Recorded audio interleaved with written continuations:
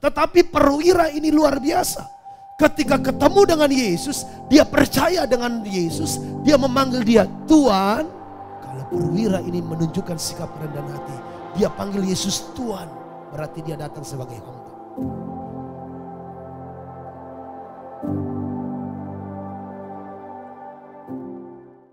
Tuhan, hambaku terbaring di rumah karena sakit lumpuh dan ia sangat menderita. Perhatikan kalimatnya, dia memanggil Yesus Tuhan. Padahal dia pangkatnya haleluya. Pangkatnya perwira. Yesus dipanggilnya Tuhan. Sementara saudaraku, dalam pandangan masyarakat umum, Yesus bukan siapa-siapa sebenarnya secara pangkat. Karena dia cuma anak seorang tukang kayu. Tetapi perwira ini luar biasa. Ketika ketemu dengan Yesus, dia percaya dengan Yesus, dia memanggil dia Tuhan.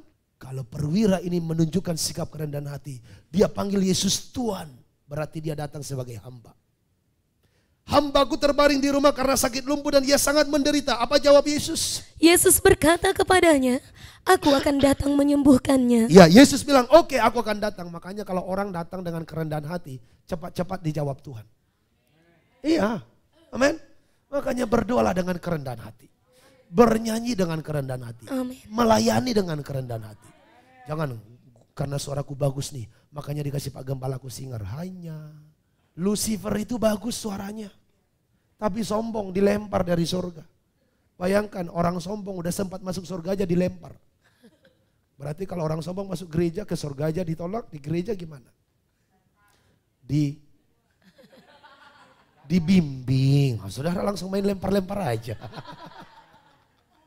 Dan dia katakan saja sepatah kata. Dia katakan sepatah kata saja cukup. Itu akan mengerjakan mujizat bagi keluarganya.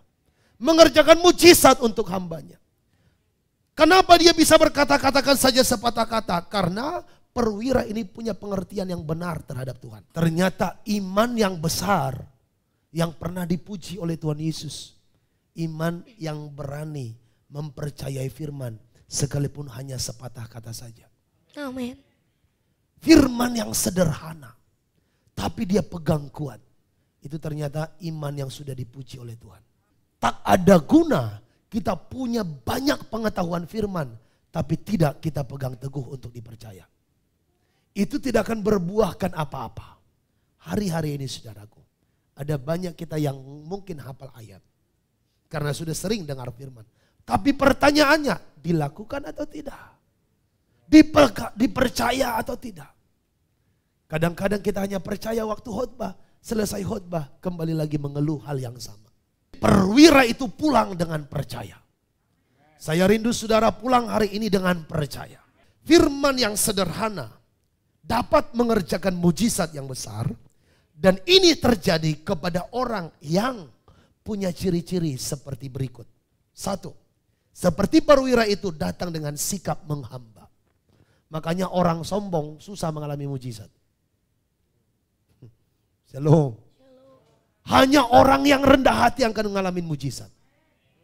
Termasuk juga mengalami hadirat Tuhan. Hanya orang yang rendah hati. Kalau masih membanggakan diri, kalau masih merasa hebat, dia tidak akan mampu mengalami Tuhan. Karena apa? Tuhan dengan kesombongan gak bisa berjalan bersama-sama.